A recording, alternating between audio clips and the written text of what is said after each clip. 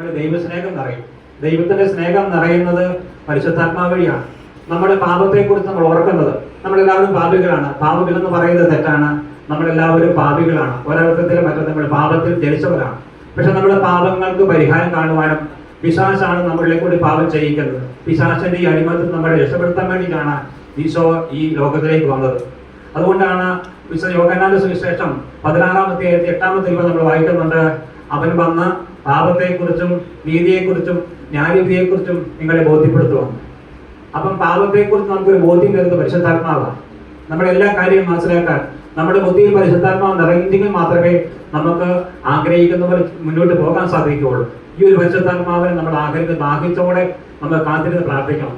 അതുകൊണ്ടാണ് ലൂക്കായുടെ സുവിശേഷം 24-49 വചനത്തിൽ ഈശോ പറയുന്നുണ്ട്, എന്റെ പിതാവിന്റെ വാഗ്ദാനം നിങ്ങളുടെ മേൽ ഞാൻ അയക്കുന്നു, ഉന്നത ശക്തി ധരിക്കുന്നവരെ നഗരത്തിന്റെ വസിക്കരുത്.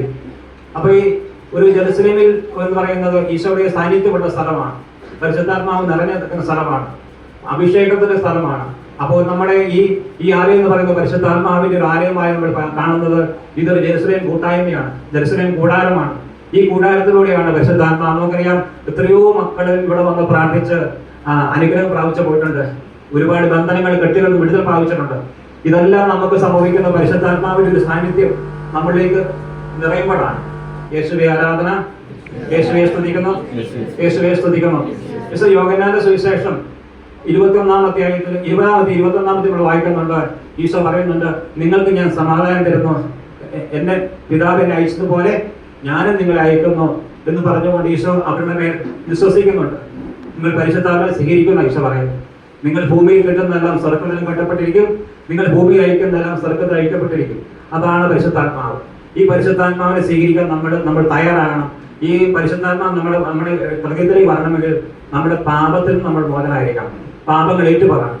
നമുക്കറിയാം, ഏശയ്യായുടെ പുസ്തകം 44-20 വായിക്കുന്നുണ്ട്. കാർമേഘം പോലെ നിന്റെ തിന്മകളെയും മൂടുമഞ്ഞ് പോലെ നിന്റെ പാപങ്ങളെയും തുടച്ചു നീക്കി എന്നിലേക്ക് തിരിച്ചു വരിക, ഞാൻ നിന്നെ രക്ഷിച്ചിരിക്കുന്ന വചനം പറയുന്നു. അപ്പം പാപം നമ്മളിലുണ്ടെങ്കിൽ നമുക്ക് ഒരിക്കലും അനുതാപം ഉണ്ടാകുകയില്ല. നമുക്ക് അനുതാപം പറയണമെങ്കിൽ പരിശുദ്ധാത്മാവ് നമ്മളിലേക്ക് വരണം. പരിശുദ്ധാത്മാവ്